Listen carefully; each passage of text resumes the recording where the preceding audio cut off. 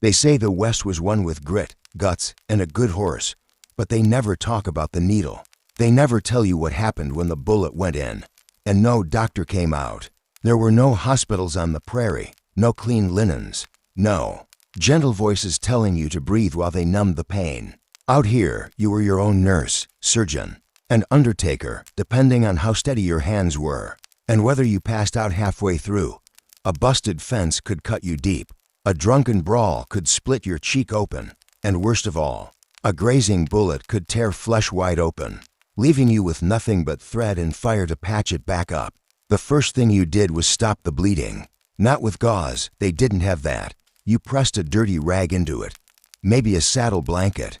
Maybe your sleeve. If you were lucky, you had a bottle of whiskey to pour over it.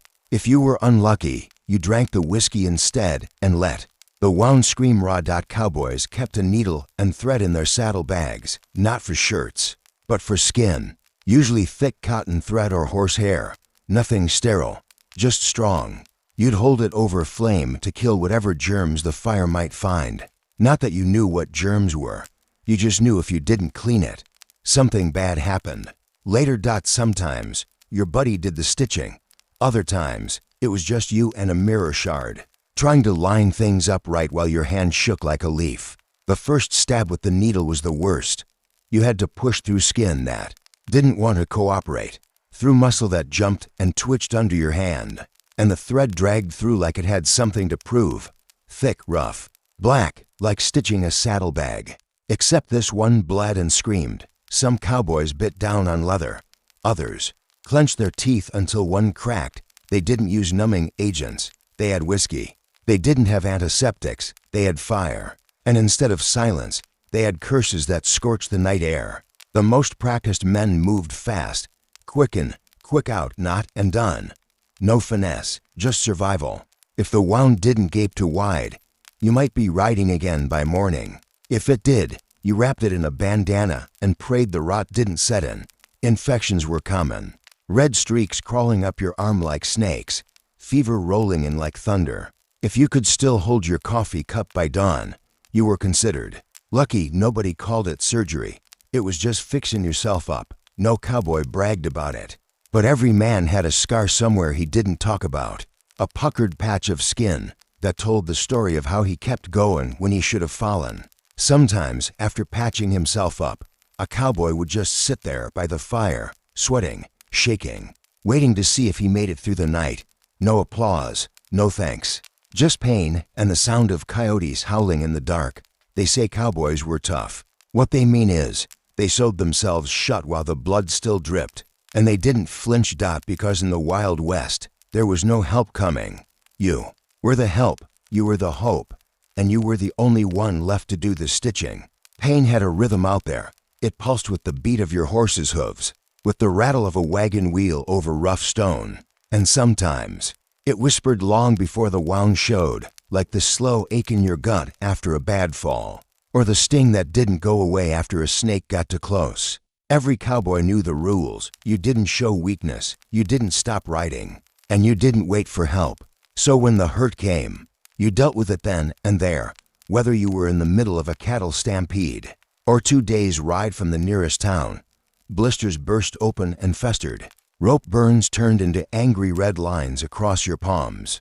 And if you split your scalp on a low-hanging branch or got a horn in the thigh from an angry steer, you didn't moan. You reached for your thread and your iron. Most sewing kits were passed down or improvised. A needle wrapped in cloth, a scrap of thread tied to your saddle horn. Some even carried fishing line, brutal, sharp, and unyielding. But it worked. Cowboys weren't worried about comfort. They were worried about dying out in the dust because they didn't stitch fast enough. The fire was your friend. It cauterized, cleaned, and reminded you that you were still alive. If you could hold your hand steady over the flames long enough to heat the blade, you could slice out whatever didn't belong. A bullet, a sliver, a bad thought. Some carried small knives for the job. Others used the point of a spur, a broken fork, or even the tip of a shovel.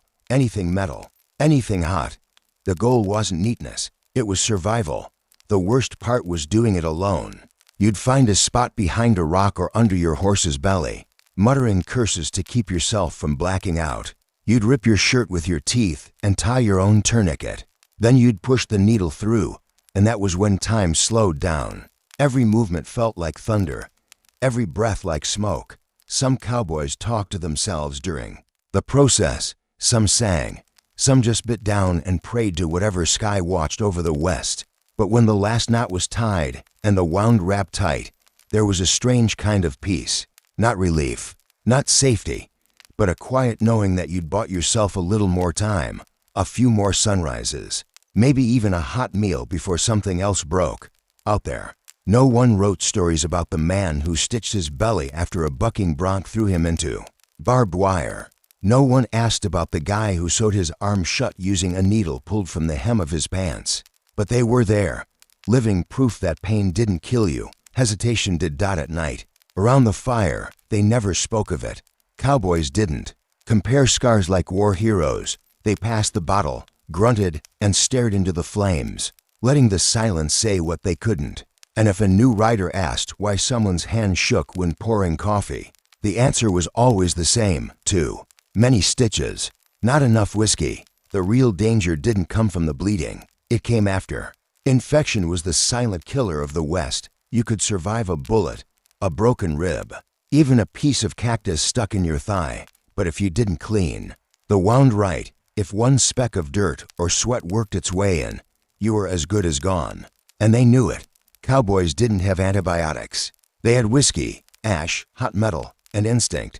A fresh wound might look fine in the morning, but by sundown it could swell, go red, and burn like hellfire. If it smelled sweet or started oozing yellow, that was when the real fear kicked in. Some carried crushed herbs or tobacco. They'd pack the wound with it, hoping the sting would fight off whatever was trying to rot them from the inside. Others used mud, not because it was smart, but because it was the only thing cold and wet they had. It was a gamble. Sometimes it bought them time, sometimes it bought them a grave. And when things got bad, there was only one solution left: cut deeper. It wasn't just about sewing up surface wounds. Sometimes you had to open what you already closed. You'd grab the blade, boil it or heat it red hot in the fire, and slice back through the stitched skin to drain the rot beneath.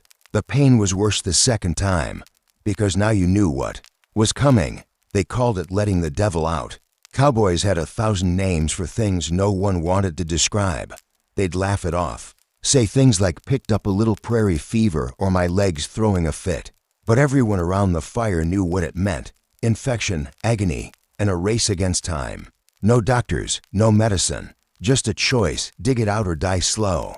There were stories of trail hands who amputated their own fingers, not out of bravery, but because they had no other choice. A crushed pinky could poison the whole arm, so they'd wrap a belt around it, bite down on wood, and take the knife themselves. And they'd do it fast. Slow hands died quicker. One cowboy carved a boil off his chest using a boot knife and a broken mirror. Another sliced into his calf to pull out a bullet that had been there 3 days. They didn't do it for glory. They did it because there was no one else. Pain became routine. You flinched, then moved on.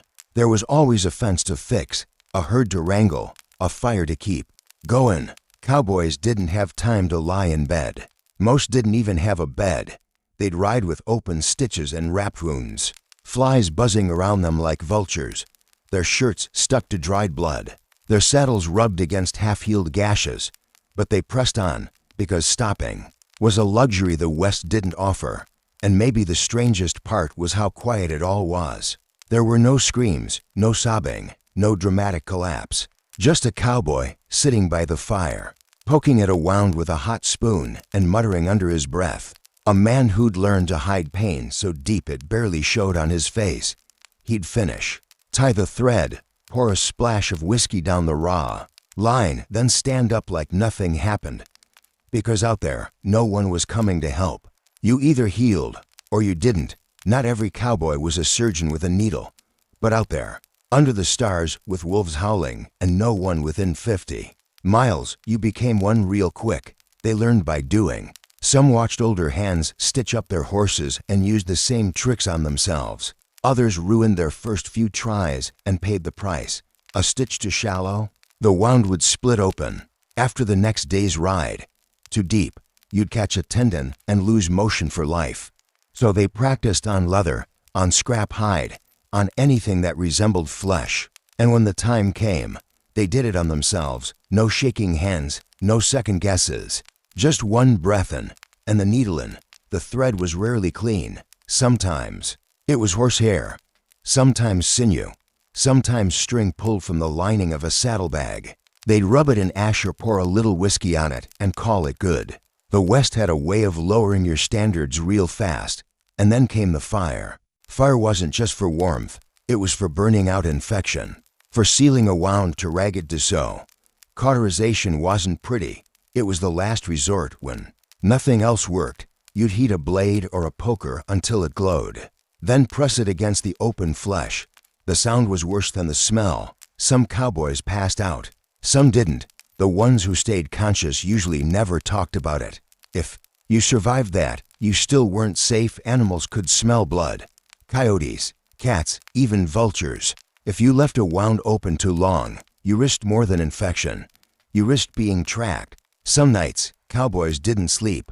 They sat up, hand on their gun, wound wrapped tight, eyes on the black tree-lined dot. And if you were lucky, someone in the crew had been through worse. There were legends of one-eyed scouts who'd sewn their own stomachs, trail cooks who kept pig fat and lye for cleaning wounds, old-timers who could slice a splinter from your back while still chewing tobacco and not spill a drop. These weren't doctors. They were survivors. Their hands were rough, their methods rougher, but they knew one thing. Pain was temporary. Death wasn't. The ritual became familiar. Find the wound, clean it best you can, or burn it shut. Drink until the world fades. Then get up the next day and do it all again. Because cattle didn't care if you were hurt. Stampedes wouldn't wait. Rustlers wouldn't show mercy. Out there, you either rode or you got left behind. In saloons, they'd swap stories of who stitched what where. Scars were badges, not shame. A man with 6 stitches in his side and a limp to match was respected. He'd proven he could take what the West threw at him. But the truth, most didn't brag. Most just moved on, quietly, like pain was just another shadow you learned to ride with. And maybe that's what made them cowboys. Not the hats, not the guns, but the way they sewed themselves back together when the world tried to tear them apart.